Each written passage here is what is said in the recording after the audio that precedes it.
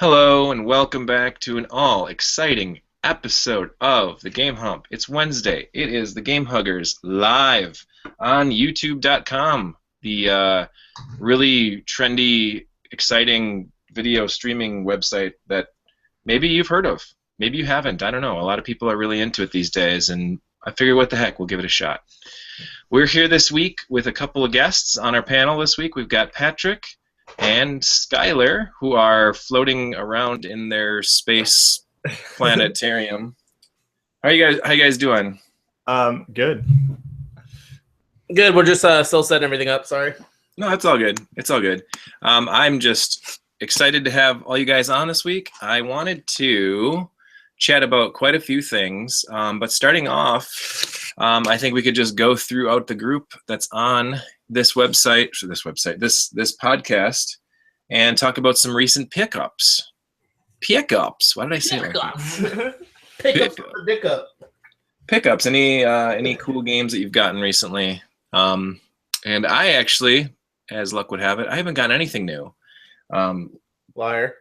No, sort of. 2 weeks ago was the Midwest Gaming Classic, and since then we've done our big pickups episode last week about all the cool stuff I got from that show, and I haven't really got anything new since. Did you get the consoleized MVS, or did you talk about that last week?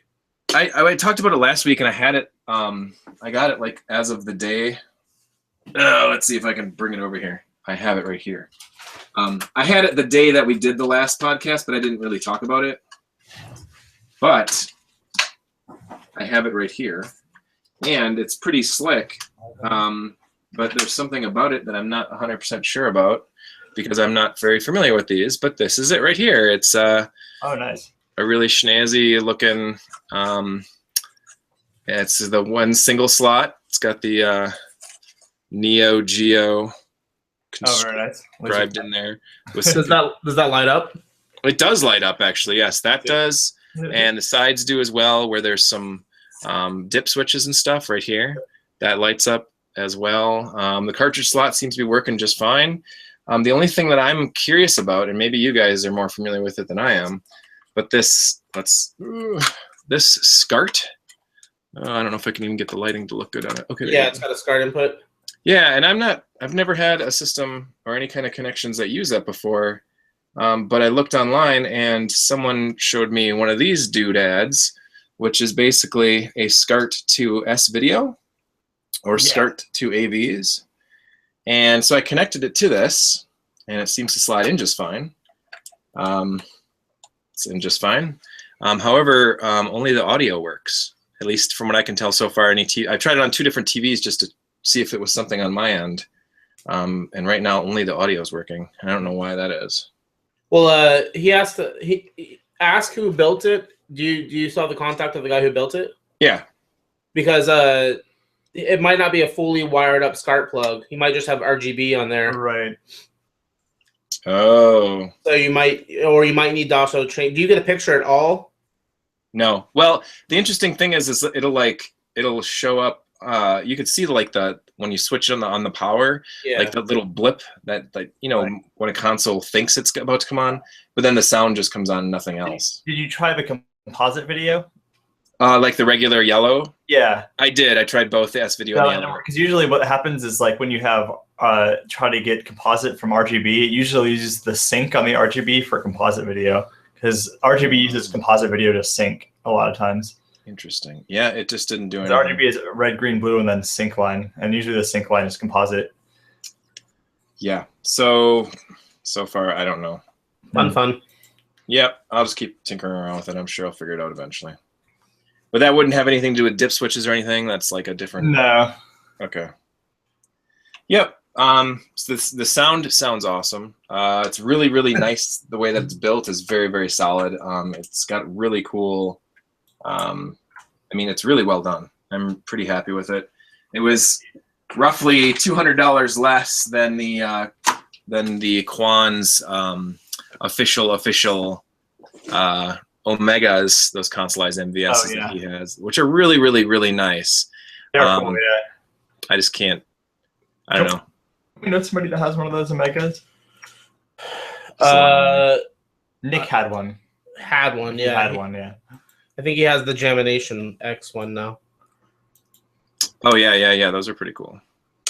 Pickups for me, I don't know. I'm like trying to look around. I got a new case for my Game Boy. It's actually for a 3DS, but it's I'm using it for my black.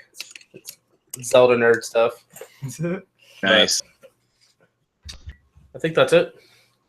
I ordered something big today, but I'm gonna let that be a surprise until it comes in. Ooh. Well, actually yesterday, but yeah. Was it from AliExpress? It's from Poland. Whoa. The Something big that's like gaming. is it physically big? Like a big No, box? it's physically small. Oh. Hmm. All right. Well, that sounds interesting. Now I wanna know. 2016. Yeah.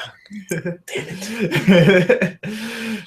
How about you, Skylar? Anything new going on with you? No, I haven't bought anything in like in a long time, maybe a month. I haven't really been buying very much stuff. Good for you. Yeah, I'm trying to like save money. Damn car payments and Yeah. life. Yeah. Oh my god, I know, right? Other things. Well, I got a list of things in the topics, if you can see in the group chat there. But we don't necessarily have to do all of those. We can jump around in those. We got 5 guys, so that counts to pick up. All Ooh, of 5 guys. There you it. Pickup I'm regretting right now. go. Nice. So how about we jump into something I kind of want to talk about, and that's fake retro games. New games made to look like they're retro. Oh, this is fun. What are some good ones? What are some bad ones? Or just some otherwise ones that are out there? Usually, and this is just, I'm just going to start blabbering here, but usually you see a lot of those on Steam and a lot of downloadables for the newer game consoles like the Xbox One and the PS4 or whatever. But man, it just feels so, I don't know, disingenuous to play it with one of those analog stick controllers. Like Right. playing it on a PC almost feels like you're playing an emulator anyway. So it's like, Yeah.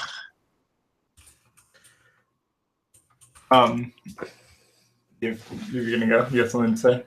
Shovel Knight is going to be said tonight, so I'll just go ahead and put that out there. I haven't It is played it. amazing. I'd like to play it.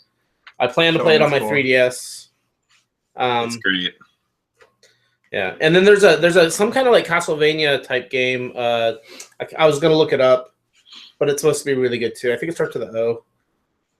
But it's like totally speedrunnable, kind of like Castlevania mixed with like whole original Castlevania mixed with Symphony of the I think Night. Macaw was talking Yeah, about that game. he's- Yeah, it he- looked really he- cool. I forgot what it was. You played it. That's where I was actually exposed to it. Okay. But it was really, really cool.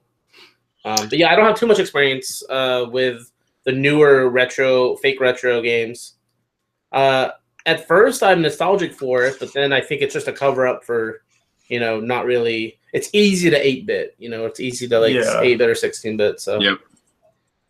I'm not. What about Volgar the Viking? That game's awesome. That game's Yeah. cool. See, I think like there's a lot of like modern games that are trying to be like have pixel art or be retro inspired, and I think a lot of them have like really bad pixel art, like it's not very high quality, and then the game, it doesn't feel like you're playing an older game. It feels like you're playing a newer game. Yeah. So it kind of If it still has like a huge menu system, right. It's it'll have like a kind of like bad pixel art. Like it doesn't even like I don't even know what decade this is supposed to look like it's from, and then it'll have like super deep menu and everything. It's like why not just play a new game? Yeah, You know what I mean? Volgar's just jumping. But yeah, like Volgar's got like awesome pixel art. It plays like a hard arcade game. You want to like plays like play- Rastan. play. Yeah, exactly. You want to like try to one critic clear it, or it's like it's awesome that like Shovel Knight plays like an NES game. You feel like you're playing a real NES game. Well, hybrid. Yes. Yeah, but like those are cool though. Like I really enjoy that. Like people that make games that you can tell they put a lot of effort into making it feel like you're playing an older game. Because that's the appeal of older games is the way they play and the way they look and everything. So when you're trying to just kind of cover it up and make it, hey, look, it looks old, then that kind of like kills the fun of it. And music too. Yeah, and music's important gotta too. Yeah. It's interesting playing Shovel Knight with how it's the soundtrack is very 8-bit, but the graphics and everything kind of look like early Saturn. Right, like really high quality 2D. Yeah. I like the limited color palette they chose though with Shovel Knight. It's really neat. Yeah, That looks really cool. didn't they use the NES color palette? Yeah, they did. Yeah, I think so. It looks awesome.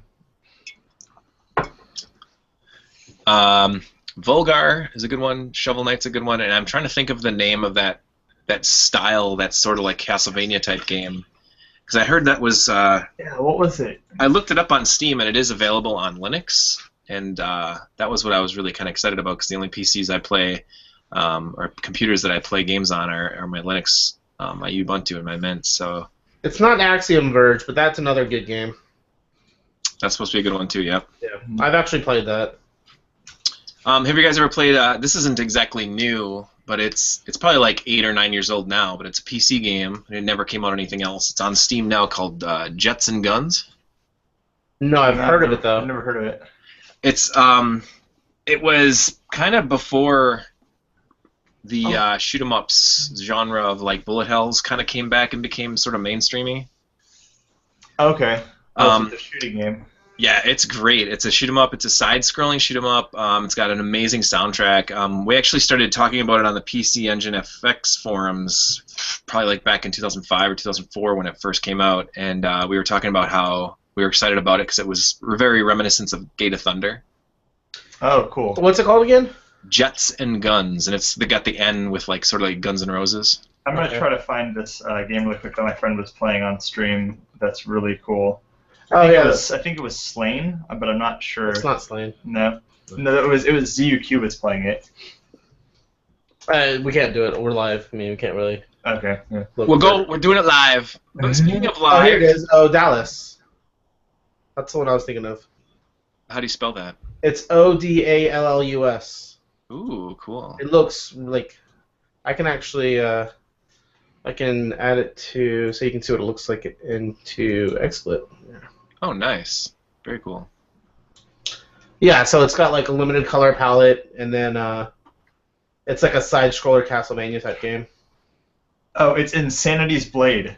That was the name of it. Yes, That is game it. is really cool. That's another like arcade style. Like it looks like when you watch people play it for a second. When I first watched my friend play it, I was like, wait, what game? When did this game come out? I was like, oh my gosh, I want to own this game. And then I found out it was like an indie game, and I was like, holy crap! I thought it was like for a second I thought it was like an arcade like platformer or something, and I was like, or Super Nintendo. It's really really cool. Pretty boss-ass pixel art. Yeah. I knew a couple people who were sharing those screenshots and gameplay of that on like Castlevania Facebook groups. Just saying, like, yeah. oh, this is the Castlevania game to play. The game looked amazing too. Yeah, really cool. Good enemy design as well. Yeah. I remember. Speaking of anime design, and that we're live, it looks like Saru Maro has joined the chat. Hi, how you doing, buddy? Pretty good. What's up, guys? We're just. Your voice is normal. I thought you were gonna be like Thara Maro because of your. You got been into the dentist. Because of yeah, actually, it's still numb, but I sound pretty normal. That's the worst. I just feel my bottom lip flapping around when I talk. Yeah. So what's up? What are you guys talking about? We were talking about fake retro games, new games made to look like they're retro on current systems, or even some people that are doing like new games for like SD cards that you can put in old consoles. Like I guess Volgar the Viking, you could kind of call that a fake retro game because they just released it on Dreamcast. I still gotta download that. Oh, wow. I don't have a copy of it. I have it. It's free. They're giving it away for free. Yep. You can burn the CD-ROM and put it in your Dreamcast. Awesome. Yeah. That's cool. So is that what Owl was just showing us right now? That picture? That's a game that will run on a console, or? I was is that a showing you PC game? Insanity's Blade. That was Insanity's Blade, yeah. Oh, okay. That was something different. That's a Steam Volgar. game. Let's see that.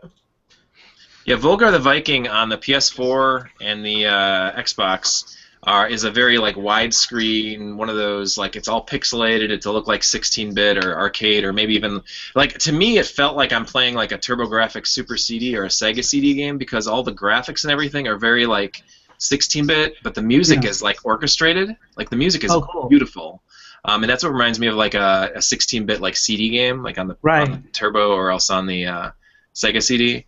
But when they came out with it on the Dreamcast, it does support like up to 480p or whatever, but you can also just have it hooked up to an old CRT through your old AVs, and it'll be 4:3. Oh, wow. And just playing with the Dreamcast controller felt so much more natural. Like I don't hate the Xbox One controller, but it's just I don't know. There's something about it in the wireless. You just get that little bit of lag. But on the Dreamcast, it's just so much more right on. And I love it. I think that's a great game. I'm not very good at it, but I can get through the first stage without dying. It'll do 240p on the Dreamcast, which is really cool. Yeah. Yeah, and yeah, it's like Rastan and Magic Sword had a beautiful, beautiful baby. Cool. I'll check that out. And gosh, when we got our Xbox One in the Christmas of 2014, it was actually the free game of the month. That cool. month. So on Christmas morning when we opened it and had it all hooked up and everything, the kids got done playing Assassin's Creed or whatever was the big game that Christmas season, and when they went to bed at night, I found the free game of the month was Volgar, and I sat up and played that like almost all night long. It was so hard, but so fun. I'd like to spend more time with it. I think the price, even if you buy it's like $2.99. Yeah, I just don't have like all my like gaming equipment's archaic, so I don't have like a way to play it. Just burn a CDR and play it on the Dreamcast. Oh, that's right. I can play on my Dreamcast. That's what I got to do. Yeah. And that's free. You don't have to pay anything. Yeah, it's really cool. Just Can you burn CD-ROMs? No, I'll have somebody burn me a CD-ROM. It's hopeless. yeah, I just used generic cheapo CDRs and then Disc Juggler, the application, and it. Disc Juggalo? Disc Juggalo, yeah. and like image, what's like a light scribes, like the Hatchet Man on the top of the screen. I used to use Clone CD a lot, way long time ago. That was I use Image Burn. I like it a lot, and then I use Alcohol 120 for a lot of those PSX and PS2 games. They're like .mdf files, and that's an alcohol format, so it just works the best for that. Nice. But yeah, Image Burn is really good. So let's move on to another topic. We were just talking about fake retro games. How about Homebrews, which is what's new, what's cool, and what are some good or newsworthy new games that are coming out on old systems? Ooh.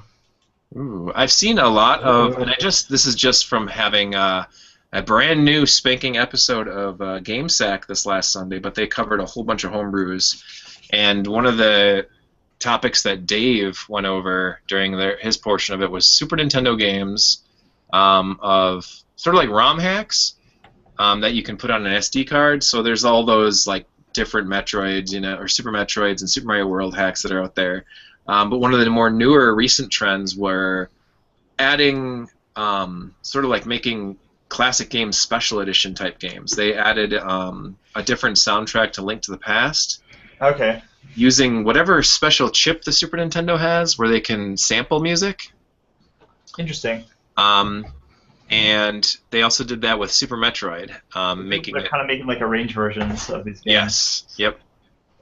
And they were able to put them on an SD card and then play them. And if you have an EverDrive or whatever, you can play it on your EverDrive. You can play it on emulator, and you play it on the SD2 SNES. Yeah. The regular EverDrive doesn't support. I forgot what it's called, but it has you can load basically like really good sound files, or like CD quality audio. The Road Avenger port was for that as well. Yeah, they were doing like FMV games on Super Nintendo, like Dragon's Lair and stuff. Rad. Yeah, it's almost under a gig. The game's almost under a gig. Yeah. That's insane. Holy crap. It's really wild that that chip was in there. It never really got used, I guess. I'm not sure, but like they were running Road Avenger on the Super Nintendo. It's pretty cool. That's amazing. I'll tell you what not to play. Mr. Gimmick 2. What? Why not? Horrible. Some asshat made a Mr. Gimmick hack, and that's fine and all, but like it's glitchy. I broke the game the first time playing it. It has like Star Wars intellectual property in it. There's a whole Star Wars level, and there's other gimmick hacks. And see, my problem with this is not that it's a Mr. Gimmick hack and that he sells it. You can't get this free too. You have to buy it. My problem is that he had the audacity to call it Mr. Gimmick 2. So you think there's like something legit going on here. But there's like Gimmick. There's a Gimmick hack called Gimmick version 4. It's just a hack I found that's really good. And then the best, there's Dark Gimmick, and then my favorite is Himmick, Himmick. Those are really good, and I play all those on the EverDrive. I enjoy some of those hacks, but some of them are just like adding like boobs to games. You'll find those too. Wow. Boob hacks. Mario boobs and stuff like that. They're horrible, man. Yeah, that's an issue. An issue with a lot of like homebrew games is they're made by people that don't have a background in game design, so they just kind of like want to make a homebrew game, and they do, and then it's terrible a lot of the time. Something cool to also mention is all the randomizers, the Super Mario World randomizer and the Zelda randomizer. Cool, yeah. They randomize the dungeons and locations of some of like the hidden items and stuff like that. Those are really cool. I know Author Blues is working on the Super Mario World randomizer. So you don't know what stage you're going to get. Wow, so that would be a challenge. There's also a Super Mario World. There's another Super Mario World hack. I forgot what it's called, but it's supposed to be almost as good as the original Super Mario World. Because a lot of people don't like the Yoshi game, Super Mario World 2. Yeah. It's a lot different. It's a really weird game. The baby crying gets on my nerves, personally. Yep. Yeah. I have one called Super Demo World, which is another Mario World hack. It's really, really hard. Super Demo World. Yep. It was, let's see. I got it from... Geez, there's a couple. There's like Super Mario World, Return to Dinosaur Island, and then there's Super Demo World, and then there's a couple other ones. But Super Demo World, I saw a review for it on YouTube, and people were just talking about how hard it is. And I was like, well, that'll be kind of fun just to like prank people with and have it set up, and people will come over and think they're playing Super Mario World or whatever. I put it up at conventions. But I've had it at EverCon, which is a smaller show we do here, and then I just had it last Wednesday at a Gamer Lounge event that we did. But the only problem is that so far we've had no one able to get past like the 5th stage. And so me and a couple of my friends, we like spent some serious time on it to get into it. And I've watched a video of how to do it, and it still doesn't make any sense to me. Like, it's really weird. It's just a lot of like, it's a puzzle level where like you have to grab a key, and you have to bring all these like those P like switches and get them all in one area, and then hit one, and then do this big thing real quick, grab a key, come back, and then hit the other one and go the other way and drop it off, and it's just... You really have to understand like the game's engine and everything, I guess.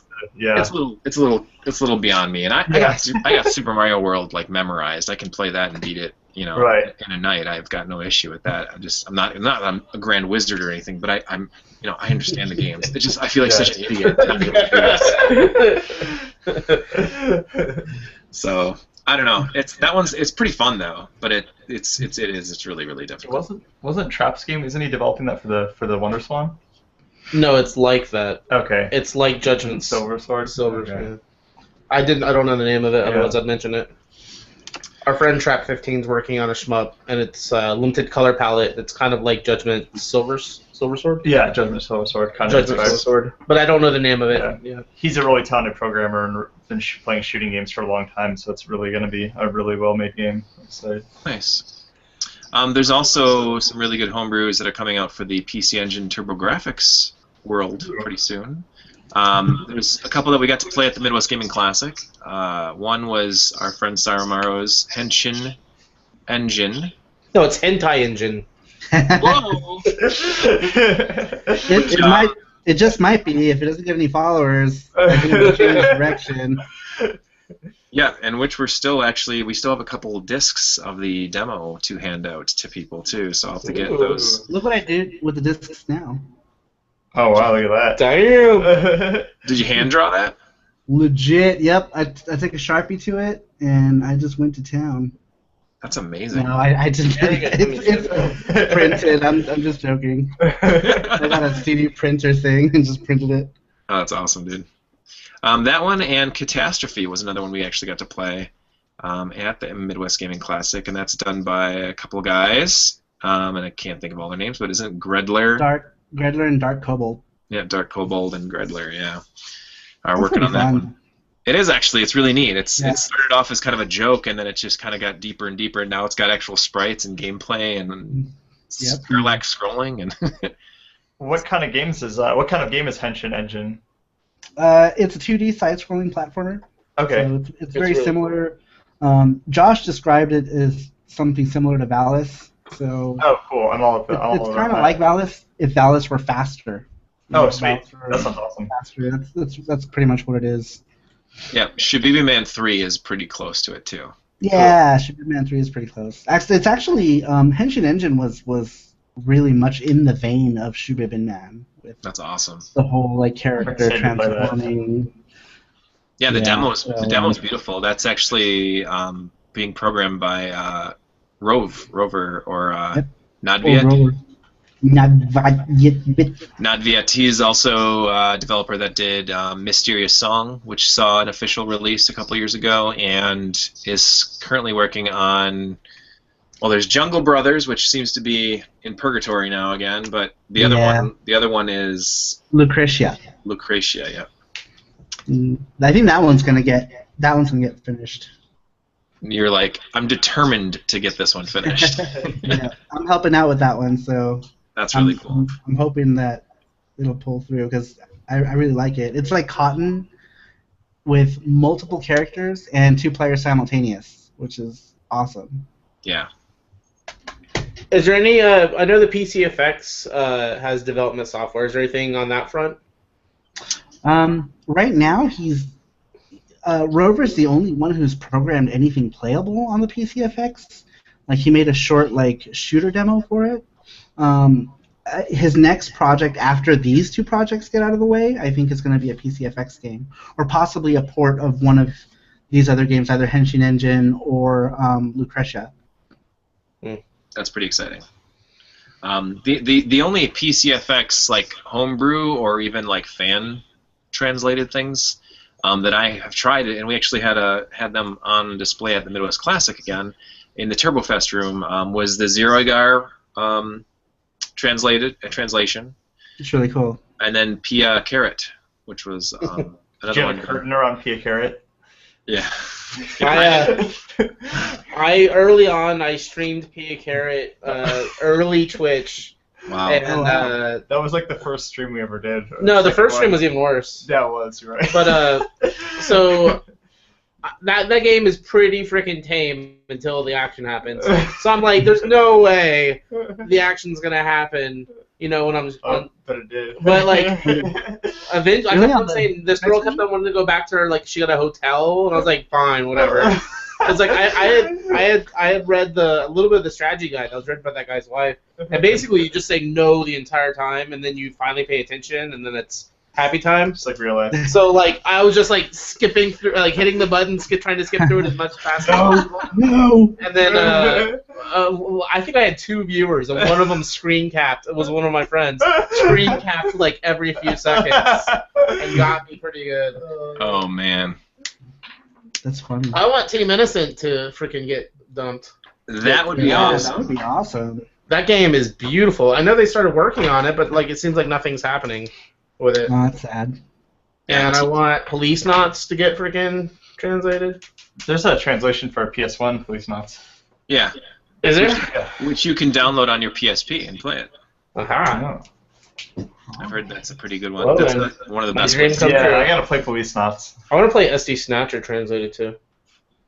On the X. Shit, what is that called? Yeah. 68,000? Is that what it was? 68,000? I thought it was on the X. What is that? MSX. That's it.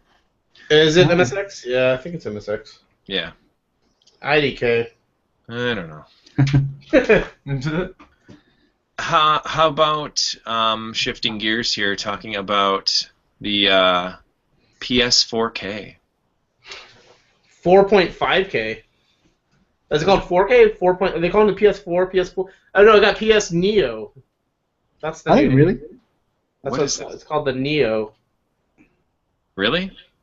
That's like the code name, what they called it at the at Sony. Yeah, it's supposed to support 4K and the VR headset. Which I'd be really mad if I had the PS4 and the VR headset didn't work with it. But So apparently it's supposed to work with both, but it's supposed to work better with the new 4.5 or whatever they're calling the new one. I'll buy a cheap PS4 and play Last of Us and call it a day. Yeah, yeah. Have you guys played Last of Us? Side note. No. Yeah. I've seen lots of videos. It looks cool. It's probably one of the best games I've played. I started playing it. It was on PS3 as well. Yeah, I played on PS3. I started playing it and I never finished it. Did you get scared? Yes. Scary.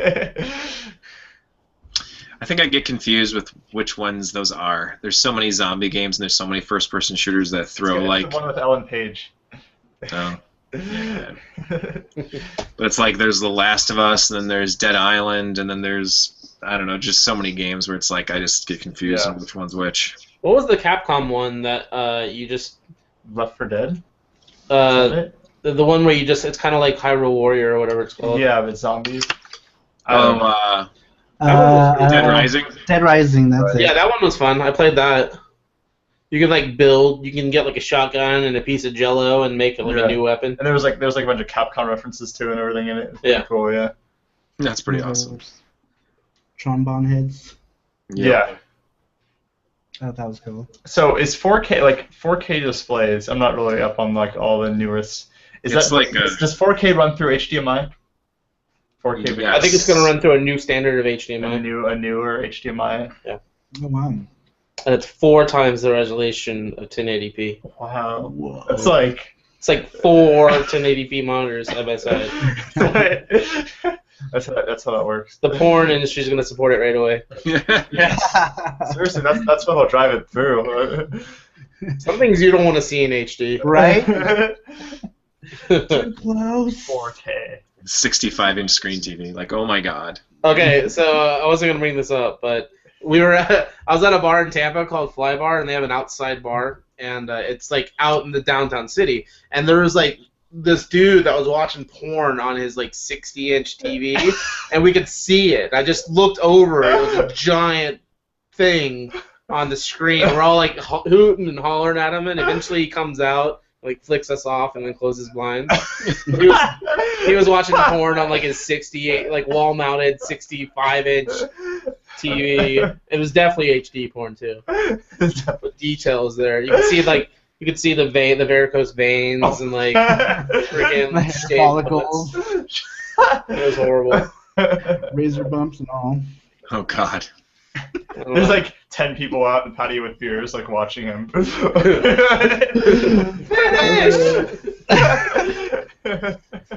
Sorry. PS4.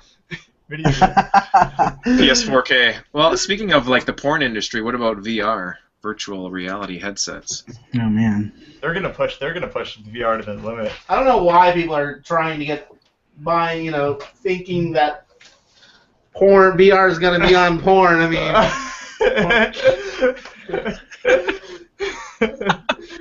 He's already ready. I tried it. It's weird. I'm scared of its possibilities.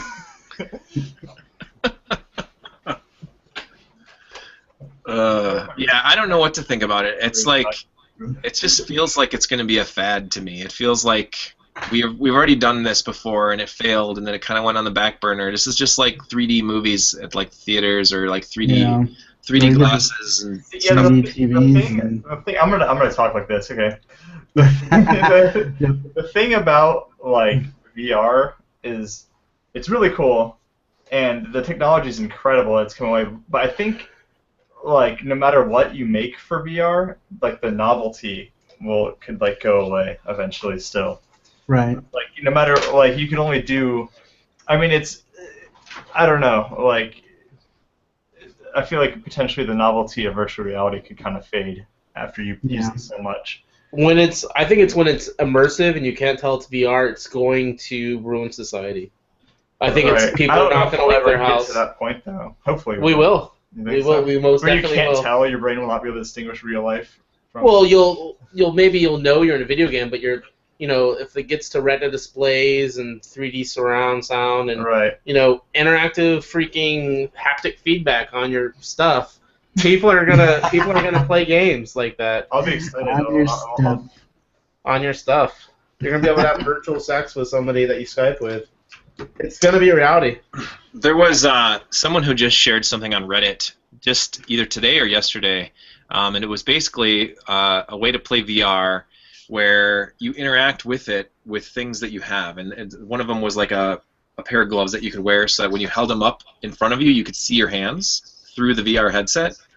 And what you put in front of you, though, is a green screen, and then around each side of you. And so they displayed a racing game, and apparently this was more of a concept video. Like, it was not functional. This is not exactly how it works right now. Okay. But it was used in like post development, and they added some graphics to it and stuff. But this is what the idea is.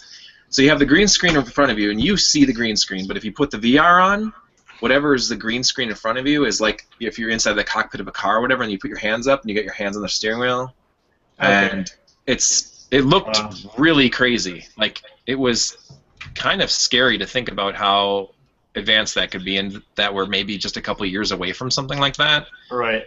I mean, you said it's a downfall of society. I think that if people can game like that online against other people and like talk to people and be in like a house with them or something and interact with people, it's gonna be like Demolition Man, where you put on a headset to have sex with them.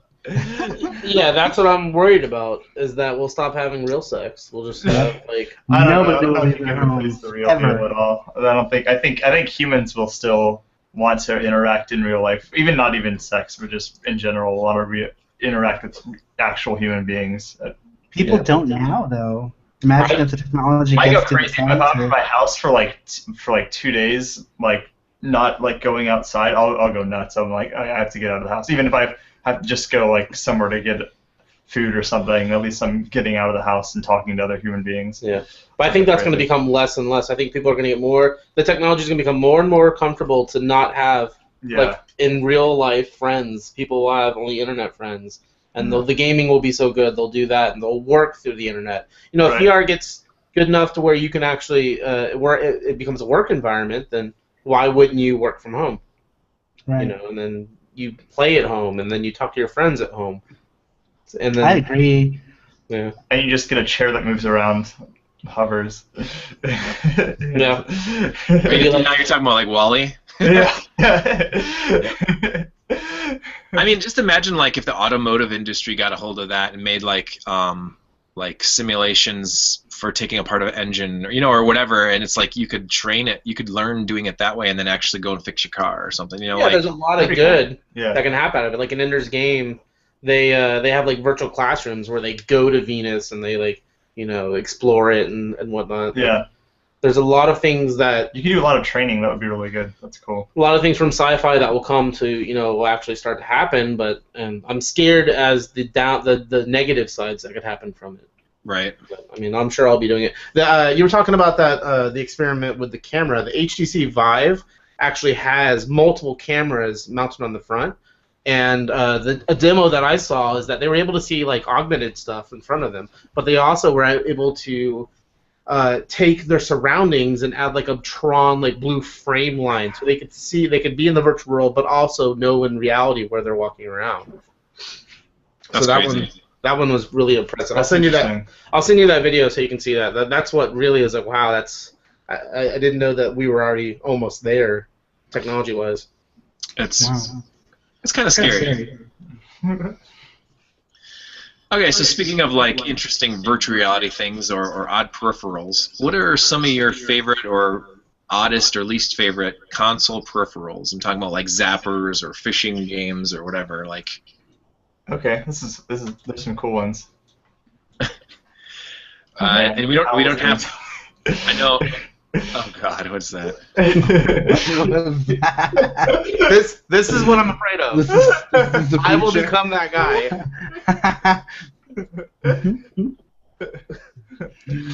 That's funny. Nice. Peripherals are great.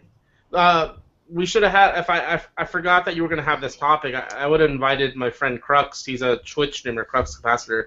He has the largest collection of peripherals that I know.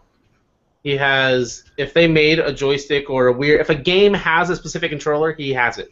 Like that's his thing. He even had this I think it was a PlayStation 1 or PlayStation 2 game where you know, like Dish Gaio has the train conductor stuff. Denshinego. Yeah. Denshinego. He had one for working a crane thing. Oh really? I forgot what it's called. Yeah. That's cool. I don't know the game. A backhoe? Yeah, it's like a backhoe.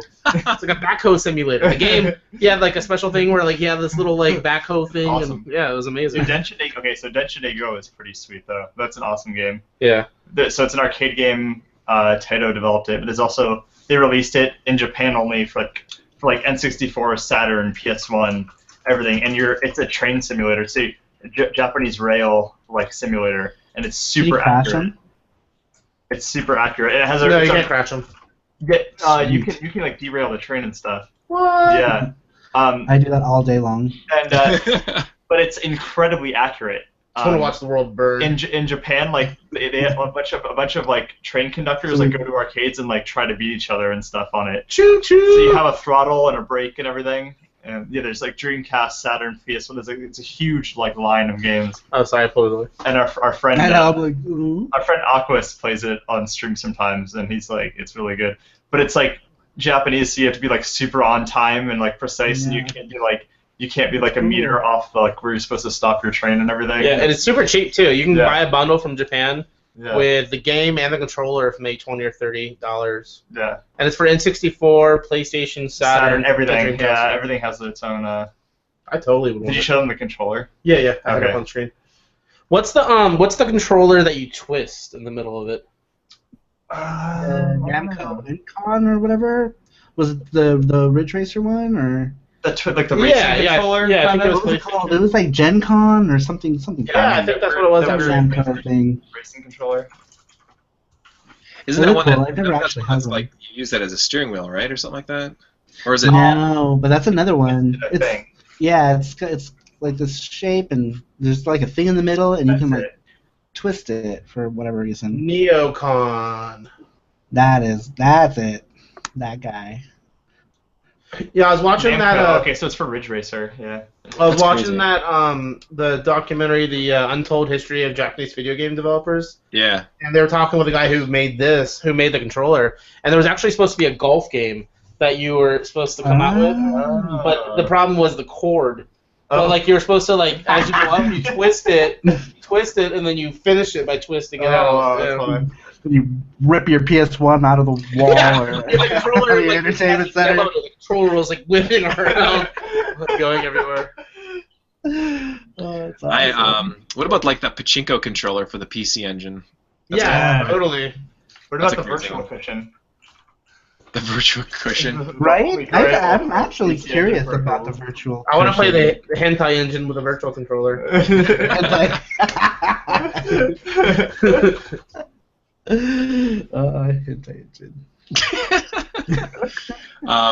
Yeah, there's that one, and then one that I really liked, and I was always very intrigued by it back in the '90s, was the like Super Nintendo, and I think the Genesis had in Japan.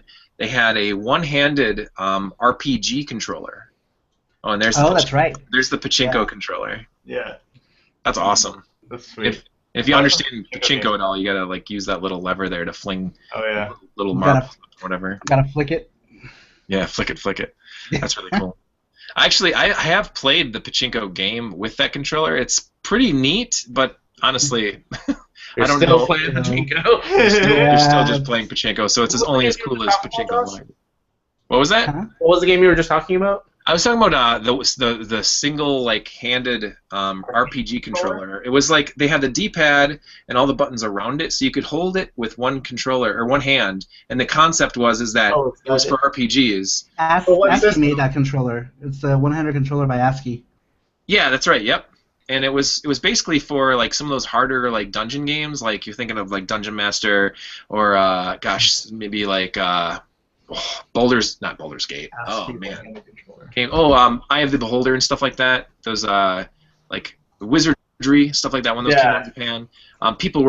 It was becoming a big thing like on PC versions of drawing your own maps using like square grids. And so like if you're using a PC, you can just move using the WASD or whatever, moving around and you're like making a map as you're playing it. But on the video game consoles, they came out with that, so you could play it. And that's the PlayStation That's one. it. Yep. I think maybe Konami made the Super Nintendo one or something like that. I can't remember, but I Oh, remember okay. being like, Super Nintendo one. I thought that's the one you were talking about, actually. I there had was no one idea on it was- Super Nintendo as well, or Oh, no kidding. Super Famicom, yeah. This is for those like Cool. dungeon crawler, like Dungeons and Dragons or like wizardry type Yep. games. Yep. And you can make maps while you're playing them. You can make maps while you're playing it. Yeah, and they're probably a little bit for those hentai type games as well, or the dating. Right. Yep. You gotta have a He's free at the hand. hand. That would be perfect for Hentai Engine. Sweet, it's coming out. What was the one that was supposed to be the sequel to the Power Glove, where you're able to move back? It was, I think, it was for N64. I'll find it now. N64 controller. There was one where like you had to like you pivot your arm to go back and forward and left and right. Is that it right there? Oh, here it is. Yeah, look at this piece of junk. This thing was so bad. I remember it like. What is that nonsense? Oh, that was another one-handed controller too, where like you pivot, Beautiful. you like pivot and go like this, and you hit the buttons. Ugh. Imagine trying to play like a freaking Super Mario with that, and the camera keeps on rotating, and you're like, Seventh layer of hell. That looks terrible. oh, speaking man. of N64 controllers, this is one I've always wanted. Oh yeah, those are super nice. The Ori controller. That's what the GameCube controller was inspired by. That thing? So it's got the D-pad and the other pad switched. Yeah. It's like the N64 controller that Nintendo should have made. Right? Yeah, that makes a lot more sense. Like, what were they thinking? Well, so Hori made that, and then Nintendo saw it, and they're like, oh. They made the GameCube, like, let's just make it like that this time. No. Explain this to me. I've heard people say that they've been holding the N64 controller wrong their whole life. What is that way? Because you hold it like I can't see myself. You hold it like this or like this. So what's the way that people have been holding it, like this? Yeah. Well, You know what I'm talking about? Like, have you ever heard somebody say that? I think that the way to play almost 90% of the games on the N64 is to hold the middle part, just like it's like that. this and then That's this. the proper way to hold So it. I've heard people say that they've been holding it wrong. What were they doing, like this? Maybe they had How their. would they get, I don't know. like, I can't imagine getting, there's like no grip if you hold it like Use all that. three hands, I don't know. No. This is my favorite Nintendo controller. The Joy-Card Sansui SSS. Yes, those are great. It's like an enlarged Famicom controller, and it has a headphone jack. Yep. And turbo.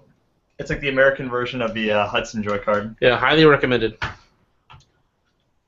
Yeah, those are good. I like those a lot. I had those set up at the Midwest Classic on one of those Nintendo inside of a TV systems that Sears, I think, were selling back in the day. Oh, yeah, that's so cool. Yeah. You have one of those, or I don't. We had someone bring it to the Midwest Classic. I think it's the FC1. Was Yeah, one of the feet broken off? They're always broken off. yes, it was. Yep. Oh, what about the glorious Steel Battalion controller?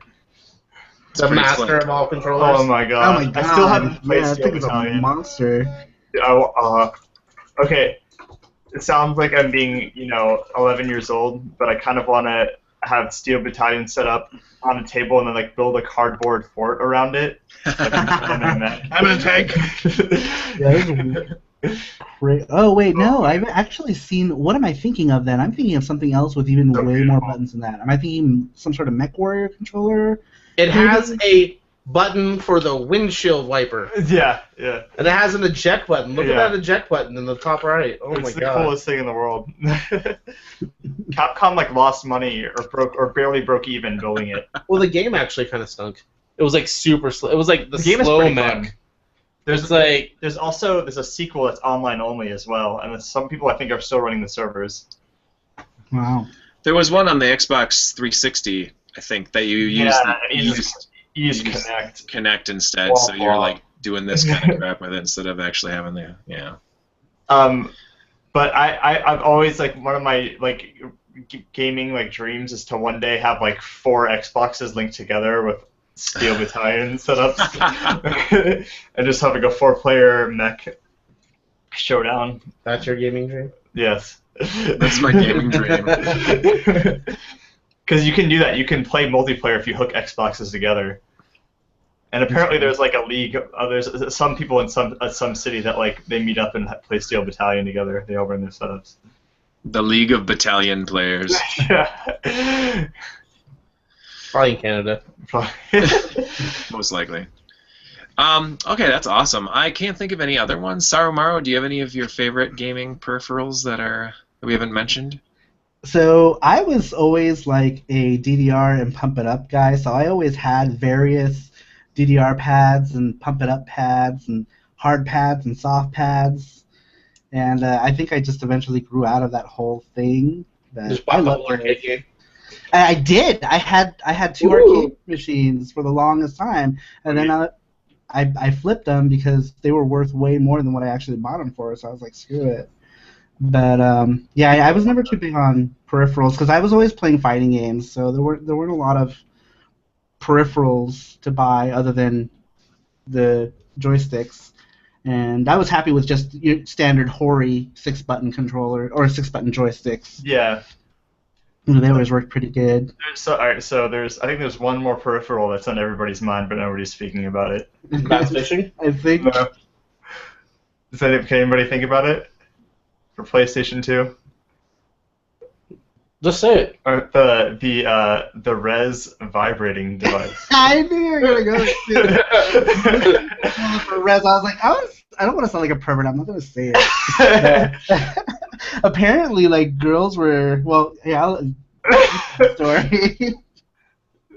Yeah. I'll just say it's spawned. Trans vibrator. That's what it's called. Trans vibrator. Wow. I think that's Where you put they it? actually made. Sorry, so they actually tell you where to put it in the game. Like they don't say, where you're thinking, but they said to put it like on your leg or something, or like under your seat, or something like that. Yeah. I'll get one. Oh, look at that picture. Yeah, people are definitely doing that. Yeah, that was a whole thing too. People were like, I read an interview or something about it though. It's really funny, like the thing behind it. Like I think they meant it as to be a good thing. Like you put it on your back or your neck or something, and it's just supposed to pulse to the music, so you feel it. But since it vibrates, everyone's like, ah. Well, it's not meant to be warm though. It was supposed to be like put like behind your neck or like on a pillow. Like I read where it was supposed to be used, and it wasn't what you're thinking. Like It should have came with like an arm strap then. I think it does. It comes with like it does, yeah, it came with a strap. You wrap it around your neck or your arm. It comes with a condom? Yeah. It comes with a disposable plastic sleeve. If you go to the box, it shows like the sleeve it comes with or whatever. You're disgusting. It comes with like a velvet sleeve. It looks like a kangaroo's nutsack.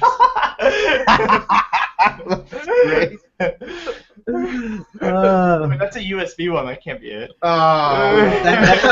It's debunked already. No, dude, I'm telling you, that's the official. No, the PS2 has USB ports. Oh Yeah, you're right. You're right. Yeah, that's the official one. My bad.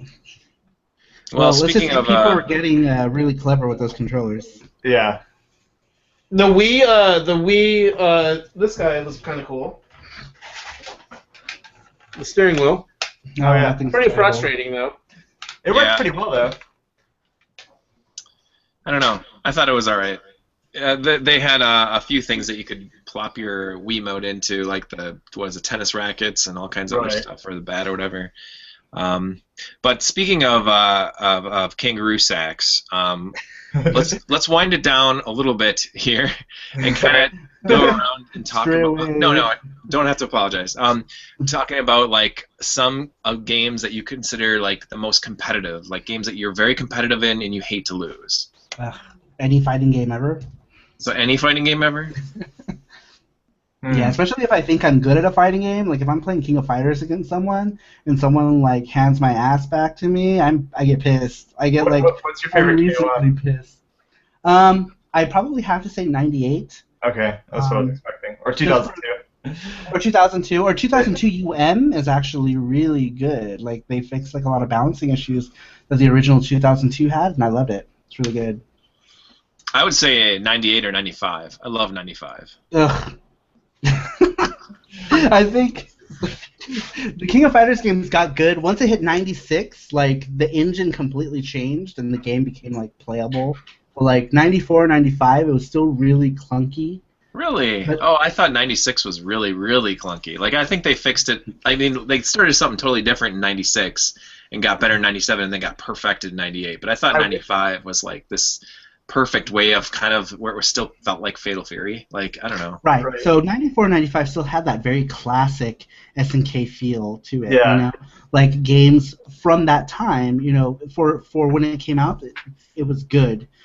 Compared to Street Fighter 2, compared to Fatal Fury Art of Fighting, it was in that same vein. But when fighting games started to get faster, I think when King of Fighters 96 came out, SNK was like, all right, you know, Capcom's releasing all these alphas and versus everyone and their mom, and they were all faster games, and I think that's when they adapted and they made King of Fighters faster. I wish there was people near me that played KOF, because I'd love to learn to play KOF, but nobody plays KOF by me. Like, it's almost the same thing here. Like I have maybe a handful of people who play it. Yeah, man. A lot of people don't play it. I love the SNK fighters though. They're some of my favorite. Me too. Oh my gosh. Yeah. Like, when it comes to fighting games, I think they got it right. Yeah, they did. I like Real Bout 2 also. I wish some more people played Real Bout 2 on me. Oh my gosh. I love Real Bout anything. Yeah. All the Real Bouts. I love all the weird SNK fighters too. Like World Heroes Perfect. It's awesome. And then and a lot of people hated World Heroes. I loved World Heroes. I love World Heroes. Especially Perfect. World Heroes Perfect's amazing. Yeah, that's actually my favorite. Is World Heroes. Well, I don't know. And Fighter cross between Jet and Perfect. I like Jet a lot. Jet was one of the first times I'd like. I remember going to an arcade and seeing everyone bundled around the Street Fighter 2 Championship Edition arcade machine, and then next to it was World Heroes 2 Jet, and nobody was playing it. Nobody playing it? Because that's how it always was with SNK fighters. Yep. They'd always sit by themselves, nobody playing it, because everyone was playing Mortal Kombat or Street Fighter at the time, which is sad, because SNK just did such a good job with fighting games. In Japan they were awesome. But over here. Right. In Japan they were huge, you know, and they still are. It's weird because if you go to to this day, people still play. Especially in Korea and Japan too. They love King of Fighters still. KOF is insane in Korea and Japan, or in China. I mean too. Oh yeah, China loves KOF. Yeah. It's so much that they made that fan game. What was that? Do you know what that? Not a fan game, but they made that. There's that one Chinese game. I know what you're talking about. And it's got Benimaru Nikaido in it, and it's got Terry Bogard in it. Yeah. As like tribute characters because the game is so close to KOF, and I can't remember what it's called, but it's got like a character that's like Athena in it, and it's got a character that's like Kula in it, and just a bunch of like clone characters that they reskinned. And that game looks amazing. I think that the new King of Fighters should have ran on that Chinese games engine. Yeah, right. They should just let the SNK just bought that. Right. Just be like, you know what? Can we just reskin this game and call it King of Fighters? Because that's pretty much what it is. Yeah. That's an excellent game. Games like you get upset about when you lose. What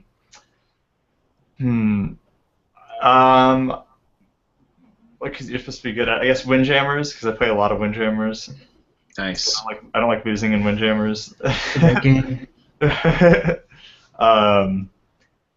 And not really a video game, but pinball, because I play pinball a lot. Al and I both play pinball competitively. So if you just have a bad game for whatever reason, or your brain's not 100% there, and somebody that's like not as good at you beats you, you're like, man, like even though you know you're better than them, I think it's really frustrating. Yep. I used to get really frustrated playing like Tecmo Super Bowl on the NES. That Super Dodgeball. I used to think I was king shit in that game, but whenever I'd run into somebody who actually knew how to play, I was in trouble.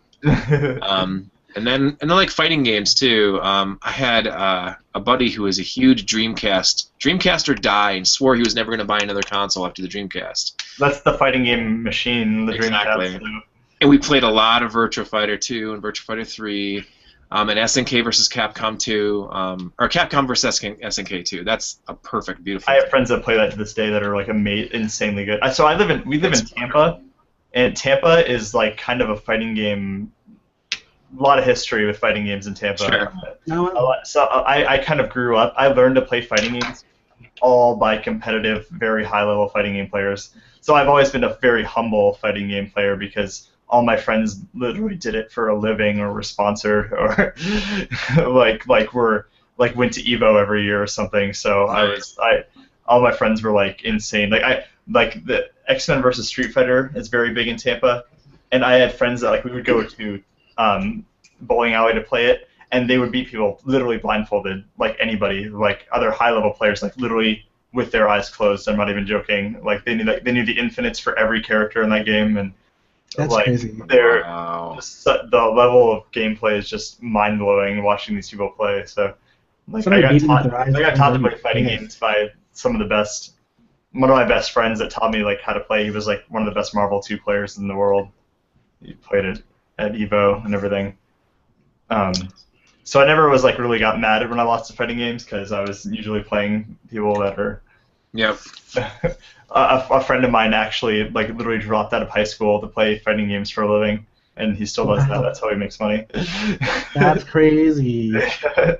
What's your favorite fighting game, Skylar? I'd have to say Breaker's Revenge. Really? Or yeah, Breaker's. I like. Not obscure. I like that game is amazing. That's another Tampa game though. Like in Tampa, everybody can play Breaker's Revenge. Yeah, for whatever reason, that's like Tampa's game. It got big. It. Yeah. On the West Coast. Is that the one that has Kim Kapwan in it? No.